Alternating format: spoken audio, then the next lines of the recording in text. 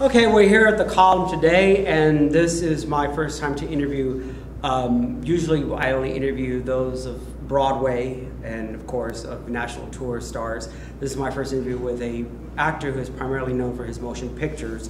And the gentleman, Mr. Val Kilmer, is one of those rare actors who has not been pigeonholed or stuck in one genre of film. You have been able to really show a vast diversity in your film work. I mean, from wild comedies like Top Secret and Real Genius to, of course, powerful work such as in Tombstone as Doc Holliday, and definitely your mesmerizing performance as Jim Morrison in The Doors. And then, of course, most recent work, which I thoroughly loved, was Kiss Kiss Bang Bang. Yeah, that was fun. Yeah, thanks. And Willow. I mean, you've done science fiction, of course, Batman. I mean, you've done such a vast repertoire in your catalog of work. So what makes you go into all these different genres? Well, that was my only really specific plan as an actor. I wanted to challenge myself to try and just be free to explore different kinds of acting. So that's really all I did. I didn't kind of refine a persona in public life like a lot of my contemporaries. That's different than the kind of character persona which also developed. And so a lot of the choices I've made kind of got me off the front office list for those kind of movies, and the business changed at the same time. And I've been working on this play, Mark Twain, called Citizen Twain, for about 3 years, but that came from a film script that I've written about Mark Twain and Mary Baker Eddy. Uh-huh. And that was about 10 years I've been working on that. What? So what feels, I feel a bit redeemed because it's been quite a long time since I've made a movie that's gotten that kind of recognition. I've worked with some great people like Francis Coppola and Harmony Korine and Werner Herzog, but they're smaller movies. And just now getting on stage and having the play be received so well made me feel like I wasn't wasting my time all these years.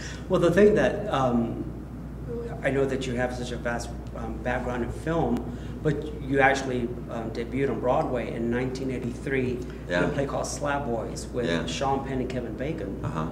And then... And where are they now? Never heard of them. I don't know. Who knows? I have an idea though. It started here with the Dallas Film Society in the last fall. They honored me, and I don't know how it started, but he said, why does Kevin Bacon get all the attention with the 6 degrees of separation? So I am developing 3 degrees of validation. We don't need 6, just 3. And it's meaningless. Just we're sitting here, so you're validated. We're in Texas, so if you're watching, that's a validation. I don't know what you get for the validation, nor do I don't really get what you get for whatever the game is that Kevin Bacon's playing. But it's working for him, isn't it? Yeah. He's a household name. And he will probably, I wonder how he feels about it. He's a great guy, by the way, which is why I can challenge him directly. I'm just going to say I'm jealous, Kevin. 2 people you can make fun of, and it's 100%. Betty White and Kevin Bacon. And Betty White, though, I have a bone to pick with Betty. Why? She stole my Grammy. Your Grammy? She knows what she did. Oh. I was nominated for a Grammy last year, and she took it. She didn't have enough accolades, or she didn't have enough love. She needs, what, 90 more years of love? You could have pushed her down the stairs so she would have to accept. No, I can't make jokes like that because she is elderly. True. You also did the musical The Ten Commandments. I did. And that was of course, a musical, so I mean... Yeah, I've played Moses 3 times. Oh, in the animated film, and then... Yeah, Prince of Egypt. I was very proud that 3 very prominent Jews decided that I was because, you know, first of all, it doesn't matter what Jeffrey Katzenberg and David Geffen and Steven Spielberg ask you to do, you just do it. Yeah, the devil, I'd love to do that. But they asked me to play Moses. It was their first animated film from DreamWorks.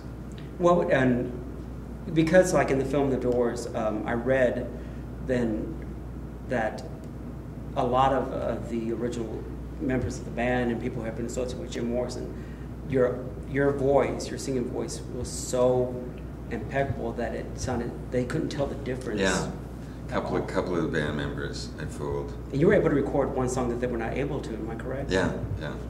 And that was fun.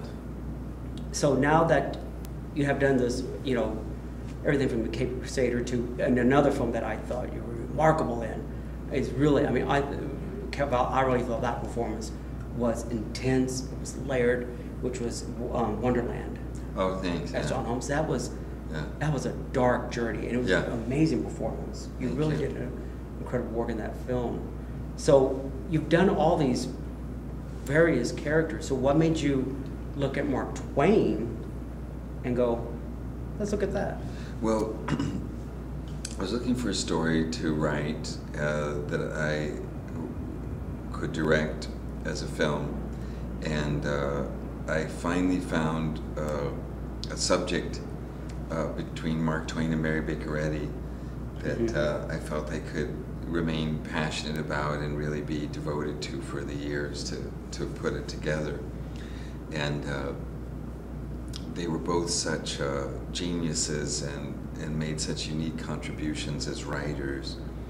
And looking at her side of basically what it means to be a woman in America and all of the really extraordinary kind of strengths that she displayed and the challenges that she met.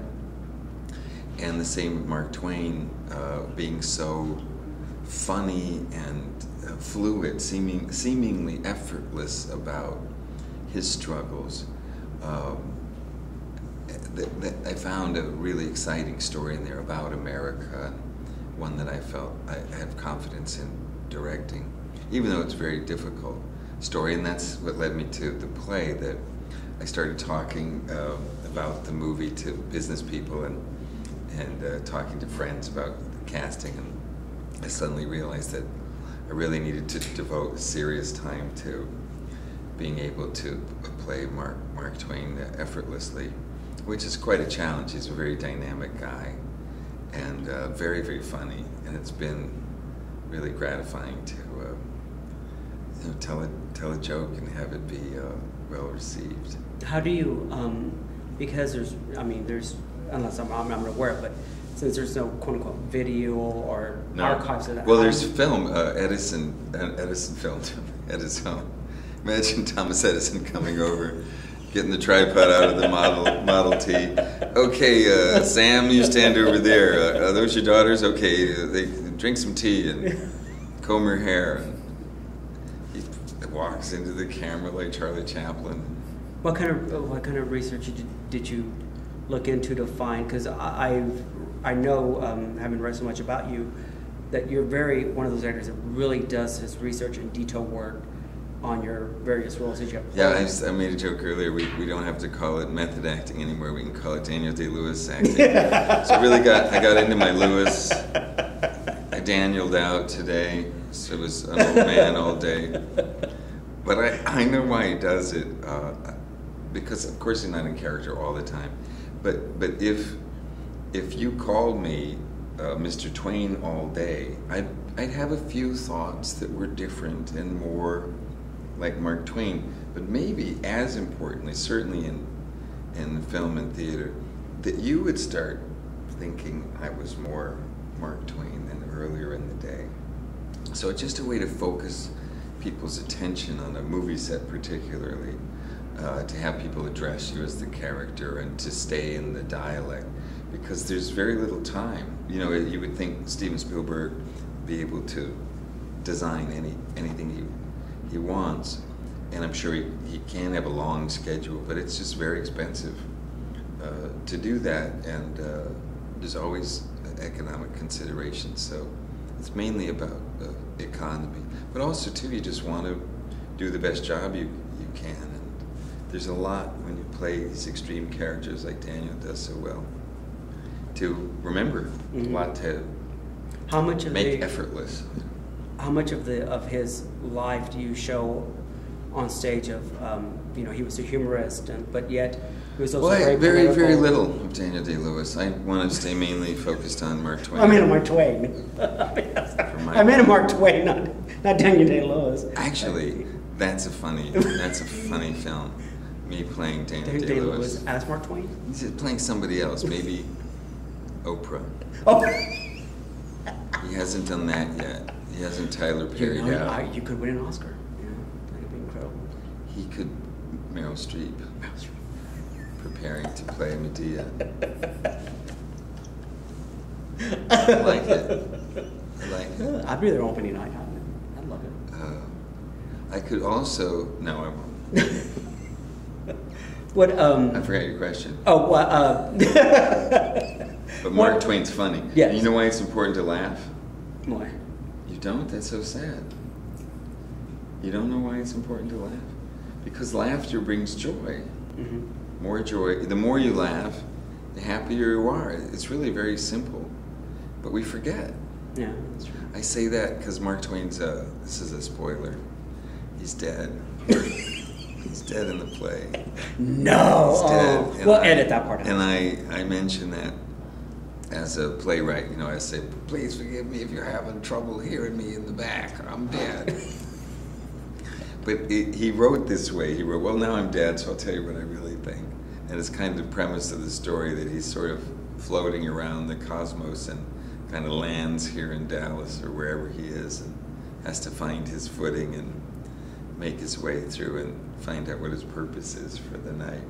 So it's all, you know, metaphor about finding your way as a person or as an American in this case.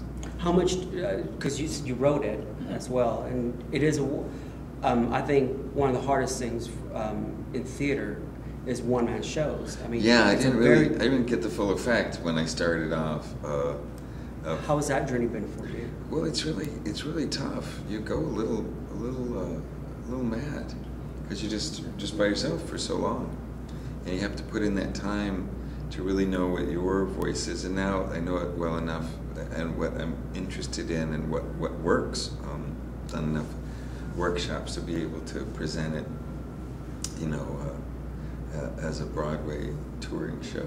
Do you think you'll end up on Broadway? Yeah. You know, it's such a great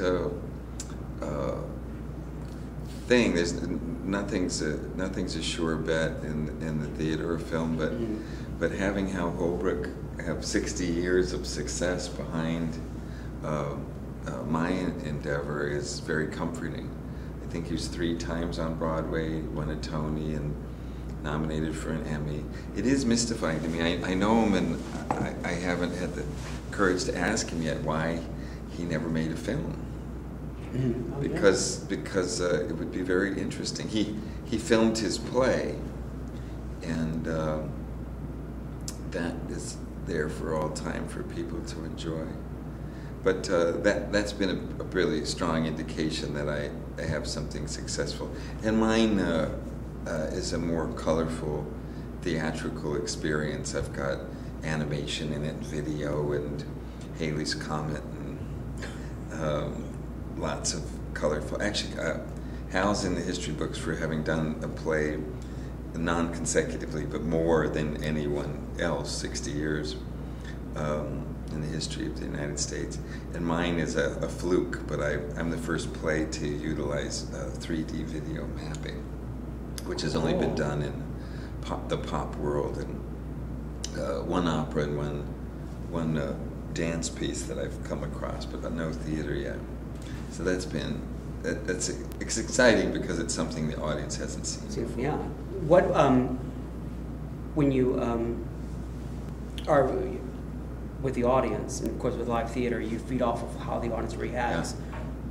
Do you have in the back of your mind certain sections that you will bring in and use that night because that's the kind of audience you have, or do you just stick to what you have already on paper? It's very gratifying after the show when people have to ask whether the parts were improv or not. Because I do. It just it's done in a way, hopefully, where it always seems spontaneous. So yeah, because he's also attempting to represent the character. Mark Twain was always interested wherever he was, so I try to put in jokes and observations that are unique to whatever place I'm in. Well, since he was... I tell a story about or it's more a little lecture about Native Americans, and because he's so prolific and funny and insightful about so many topics and subjects that I have cut it way down, so it's just a couple of minutes, but I did the play in North Dakota to 2,000 Indians. So then that was a major piece, and about 10 minutes long. And yeah, it'll be a lot of fun. Because Mark Twain was so controversial and definitely was, you know, went to both parties, both Republican and Democrat, and of course, you know how right now our country is such in a political climate. You know, even though the elections are over, there's so much. You know, right now there's the whole. Right now, as we speak, there's the whole discussion of gun control and all that. How do you, with your own personal political beliefs, use Mark Twain's vision, personal opinions? Well, what I find continually personally inspiring by studying Mark Twain, who in many ways can be seen as an honorary founding father, his love of America, which means a people and the land, of course, but his love is so strong, and it's so without any restriction. He loves the lowest river rat and the highest, greediest industrialist, and is entertained by all of our strange failings. And he has a way of framing ideas where it's easier through humor, or when you're brilliant as he is, to find a way to, you just set at ease a little bit. He reminds us all that life is simpler and more complicated, as the case may be, but it's okay. We're okay. It's great to be from America. We have so many advantages. There's so much to be grateful for. And it's just a really positive message. So there are places and areas that I could be harder hitting, more radical. Maybe the play will develop into that. But right now, I think, you know, listening is such an important activity. And we don't teach it in schools. We're all frustrated by it all day long. If you're in a fast food place or the bank or in line for your theater tickets, people just don't seem to listen or be interested in being present for you, which is manners and grace and a whole lot of qualities. And Twain, clearly, because he just writes about hundreds of different kinds of people, it was what he did most of his life. Obviously a very prolific writer, but where did he get all these voices? Mm-hmm. He sat down with people and he really listened to their story. I'm going to try it one day. I am. I'm going to listen. Because I'm over 50 now, so maybe when I'm 60. You're not over 50. Yeah. Wow. It looks much. I'm going to try that. I'm going to try listening. Still. I make people listen. In the play, I have a part where I have it be silent for over a minute. Yeah, it's really nice. How does the audience react to that? They well, you know, it's kind of scary. Yeah. You can sort of feel it. People are a little nervous. You have to hear their own thoughts for a while. That is a scary thought. Yeah. Many of our viewers are hardcore theater people, so that's why I asked you a lot of questions about your approach to the acting. I'm a hardcore theater person too. I know you were the youngest person with your Ascot. You can see that, right? I see the Ascot. Yeah, very classic. Now speaking my normal voice. In the theater. Yes. When you, because you were one of the youngest to ever be accepted at Juilliard. I was the youngest in the theater department. Certainly there are 3-year-old violinists that are accepted every day, but I was the youngest actor. Now they're doing that more and more. We're high school people right out of high school. My viewers definitely would kill me if I didn't ask you just a few questions of what were some of your favorite film roles that you have done. I did enjoy the Doc Holliday in Tombstone. It's a really interesting love story because here's this psychotic who knows he's going to die, and he's mean. I mean, he killed quite a few people. And this one story took place here in Texas. He was a dentist, and a guy that he felt owed him money from a card game came in with an abscessed tooth. So he got him drunk, and I probably put some ether on him, and had him pass out. And when he woke up, he had no teeth. Oh! Pulled out all his teeth. So don't mess with Doc Holliday. Yeah, it was a lot of fun doing Tombstone. I liked singing the songs in the Doors, and you mentioned Kiss Kiss Bang Bang with Robert Downey Jr. I just laughed. I don't think I've ever laughed more. Actually, if you watch the blooper reel, he gets mad at me. Do it again. Like he's got a lot more scenes than I do. He wants to get on with it, and he was just so funny. Like, also, he's really smart. Mm-hmm. It's clear in his roles. He's the right guy to play Charlie Chaplin or Sherlock Holmes. But in this movie we did together, it's kind of dumb.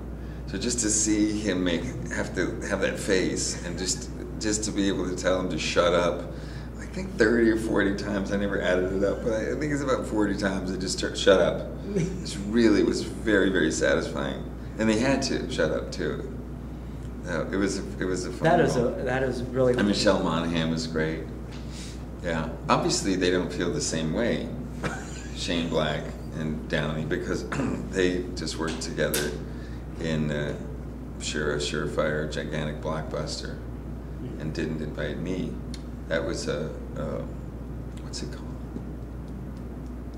Iron Lady? No, that's Margaret Thatcher. That's Margaret Thatcher. Iron Board? Fist? Iron Person. No. Iron Man. Ah, there we go. Yes. Robert Downey Jr. is Iron Man, I've read, and Shane Black wrote and directed that. I'm so happy for them. Aren't you? Well, sure, I guess. But you were Batman. So. They could just pay me, they wouldn't even notice. Right? Well, not unless if you sang. Mickey Rourke, they pay.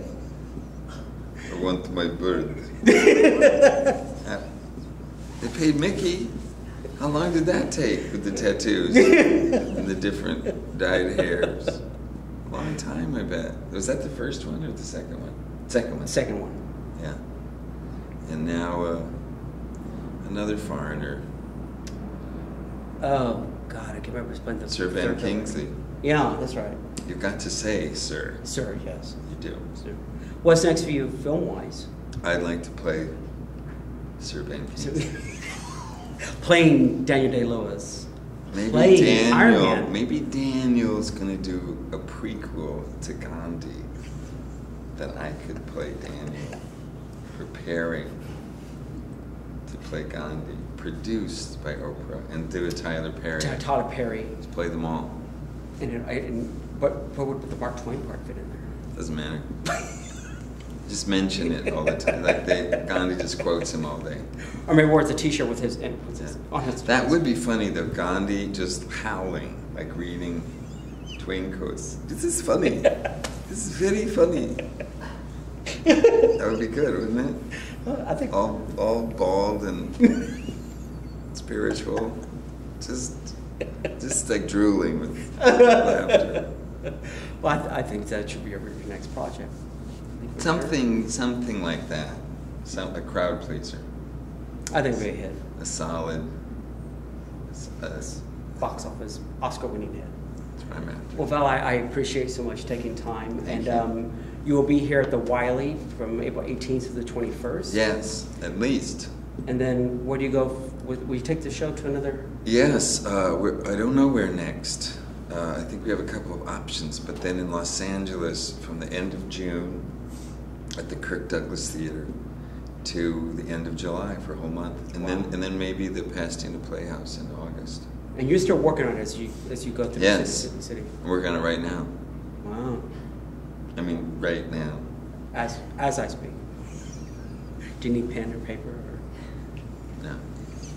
That was good. Thank you, Val. I appreciate it. Thank you, guys.